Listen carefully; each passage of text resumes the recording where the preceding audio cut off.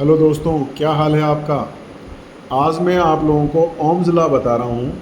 जो Ohm's law आपने पढ़ा होगा, जैसे कि ओम्स लॉ में क्या है, current is directly proportional to voltage.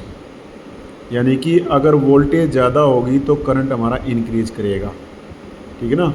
Voltage और करंट में समानुपाती रिलेशन है। यानी कि अगर वोल्टेज इंक्रीज करेगी तो करंट इंक्रीज करेगा। और V इज इक्वल टू कह सकते हैं आर आई। आर क्या रजिस्टेंस है सर्किट का हमारा। तो ये बड़ा मुश्किल सा हो जाता है कई बार समझना और समझाना कि वोल्टेज और करंट का क्या रिलेशन है। तो इसका मैंने एक मॉडल बनाया है। जैसे देखिए मॉडल ए ये है हमारा। ये मॉडल ए है। इसके इस पोर्शन की मैं बात कर रहा हूँ। ये मॉडल ए है हमारा। ये मैंने एक बिल्डिंग दिखाई है यहाँ पे। जैसे इस पॉइंट से इस पॉइंट तक की बिल्डिंग है ये। इस बिल्डिंग पे एक पानी की टंकी रखी हुई है। ये मॉडल ए है और ये मॉडल हमारा बी है। दो मॉडल से मैं इसको समझाने की कोशिश करता हूँ और आपको बड़े अच्छे समझ में आ जाएगा। मॉडल ए में क्या कंसेप्ट है कि देखिए ये पानी की टंकी जो रखी है, ऊंचाई है, बिल्डिंग ऊंची है। देखिए तो ऊंची बिल्डिंग पे ये पानी की टंकी रखी हुई है। ये पानी की टंकी भरी हुई है अच्छी तरह से। एक पाइप मैंने लगा रखा है, ये देखिए पाइप लगा रखा है। और ये नीचे एक दूसरी बाल्टी ये टंकी रखी हुई है जिसमें पानी हमारा जा रहा है। टंकी ए में पानी हमारा जा रहा है। तो यहाँ पे ये ऊंचाई जो है, ऊंचाई जितनी ज़्यादा होगी पानी का प्रेशर उतना ज़्यादा होगा। और जितना पानी का प्रेशर ज़्यादा हो, हम कहेंगे वोल्टेज ज़्यादा है। तो वोल्टेज को मानो पानी का प्रेशर। जितनी ऊंचाई पे रखी हुई टंकी उतना ही प्रेशर ज़्यादा होगा। और यहाँ पे पाइप के थ्रू पानी जा रहा है हमारे यहाँ पे। अब ये देखिए पानी जा रहा है। इस पानी के फ्लो को मानो करंट। जितना पानी की धार की मोटाई है ना, इस पाइप की जितनी मोटाई है उतना ही तो पानी जाएगा यहाँ पे। तो एक तो पानी का प्रेशर यानी कि वोल्टेज। तो ये देखिए वोल्टेज ज़्यादा है या ऊंचाई ज़्यादा होने के कारण से पानी का प्रेशर ज़्यादा होगा। तो पानी का प्रेशर ज़्यादा होने के कारण से पानी का फ्लो भी ज़्यादा होगा। तो यहाँ पे करंट ज़्यादा होगा। यहाँ पे करंट ज़्यादा होने के कारण से अब बाल्टी ए है तो ये बाल्टी ए में पानी हमारा इकट्ठा होगा। दूसरा देखिए सेम केस है कि मैंने पानी की टंकी जो है कम ऊंचाई पे रख दी। अब कम ऊंचाई पे रखने का कारण क्या होगा कि पानी का प्रेशर कम होगा। प्रेशर कम होगा, अब पाइप के अंदर पानी भी कम फ्लो करेगा। जितना सेक्शन ए के अंदर पानी का फ्लो ज़्यादा फ्लो कर रहा था यहाँ पे, उतना ही पानी का फ्लो यहाँ पे कम हो जाएगा। यानी कि पानी का प्रेशर कम हो जाएगा। तो पानी का प्रेशर कम होने का मतलब करंट कम होगा। अब करंट कम होने के कारण से इसमें कम धीरे धीरे पानी आएगा। इसमें पानी तेज़ी से आएगा, एकदम एकदम तेज़ी से आएगा पानी। हाई प्रेशर से पानी आएगा, इसमें कम प्रेशर से आएगा। अब मेरे को आप बताइए, पाइप की मोटाई सेम है, पाइप की मोटाई सेम है, तो यहाँ पे ज़्यादा पानी आ रहा है, ज़्यादा तेज़ी से पानी आ रहा है। तो आप लोग बताइए मुझे, पानी किस टंकी में जल्दी भरेगा? ये टंकी ए जल्दी भरेगी या टंकी बी जल्दी भरेगी? देखिए ए पानी की जो टंकी है वो जल्दी भरेगी। क्यों? क्योंकि यहाँ पानी ज़्यादा स्पीड से आ रहा है, ज़्यादा तेज़ी से आ रहा है। और तेज़ी से आने का मतलब क्या है? प्रेशर ज़्यादा है हमारा। तो प्रेशर ज़्यादा होने के कारण से ये पानी का फ्लो भी ज़्यादा होगा। और पानी का फ्लो ज़्यादा होने के कारण से पानी ज़्यादा तेज़ी से आएगा और ये टंकी हमारी जल्दी भरेगी। अगर इसमें पानी धीरे धीरे आएगा तो टंकी स्लोली भरेगी। ये ज़्यादा समय में भरेगी, ये कम समय में बनेगी। तो यहाँ पे पानी कम आ रहा है, यहाँ पे करंट कम है। ये हमारा ओम्स लॉ है। तो ओम्स लॉ में क्या है, केस ए में अगर वोल्टेज ज़्यादा है तो करंट ज़्यादा है। तो वोल्टेज ज़्यादा होगा तो करंट ज़्यादा होगा, तो टंकी हमारी जल्दी भरेगी। इसमें क्या, वोल्टेज कम है तो करंट कम होगा। वोल्टेज कम होने से कम करंट होगा, यानी कि प्रेशर कम होगा तो पानी का फ्लो भी कम होगा। तो टंकी बी हमारी काफ़ी देर में भरेगी।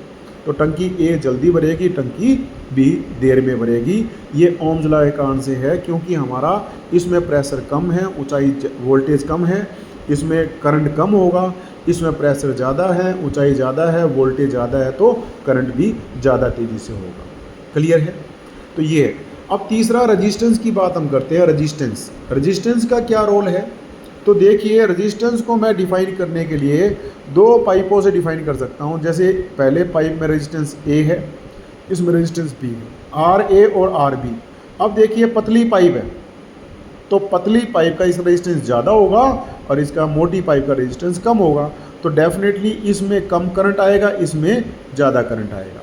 इसमें पानी की धार ज़्यादा होगी, इसमें पानी की धार कम होगी। अब इसको समझाने के लिए कि यहाँ पे रेजिस्टेंस है, ये रेजिस्टेंस इस करंट को कंट्रोल कर रहा है कि हमारा जो करंट है वो रेजिस्टेंस पे डिपेंड करेगा।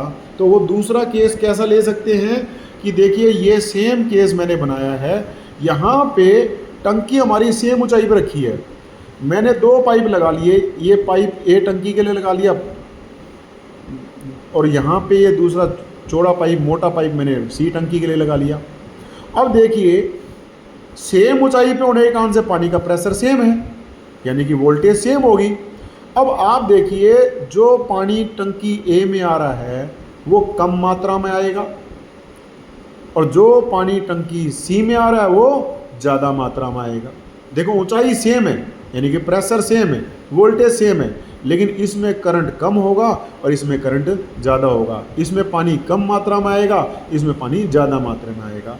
तो आप मेरे को बताइए अब कौन सी टंकी जल्दी भरेगी, टंकी सी जल्दी भरेगी या टंकी ए जल्दी भरेगी? तो मेरे हिसाब से टंकी सी जल्दी भरेगी, क्योंकि टंकी सी में पानी की मात्रा हमारी ज़्यादा है, पानी हाई स्पीड से आ रहा है तो जल्दी जल्दी पानी आएगा। मोटी धार आएगी इसमें पतली धार आएगी तो पानी इसमें जल्दी आएगा, टंकी सी जल्दी भरेगी और टंकी ए देर में भरेगी। तो इस प्रकार से हमारा रेजिस्टेंस का मतलब इस पाइप की मोटाई, ये हमारे करंट को कंट्रोल कर रहा है। तो करंट हमारा 3 बातों पे डिपेंड कर रहा है। ये करंट और वोल्टेज और रेजिस्टेंस का 3 रिलेशन है कि एक तो ऊंचाई, यानी कि करंट हमारा वोल्टेज पे डिपेंड कर रहा है। देखो इसमें वोल्टेज ज़्यादा है तो प्रेशर ज़्यादा है, पानी का फ्लो ज़्यादा होगा।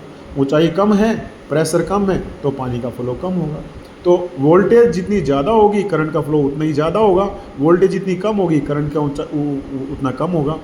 दूसरा क्या, रजिस्टेंस यहाँ पे देखिए ये रजिस्टेंस हमारा ज़्यादा है, यानी कि पाइप हमारी पतली लगा रखी है तो पानी थोड़ा आएगा, धार थोड़ी मोटी आएगी।